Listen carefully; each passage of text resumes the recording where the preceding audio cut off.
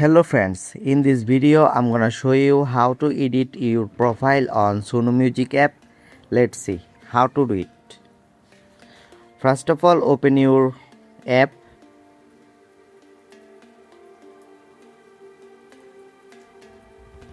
Tap on profile icon. Tap on edit profile.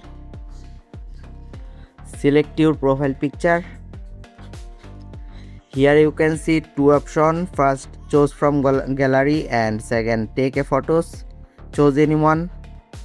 Choose from gallery and select your profile picture. Tap on done. Now type your name. Tap on save and tap on OK and select your username. Go back. In this way you can easily set your edit profile. Thanks for watching. Subscribe for more updates.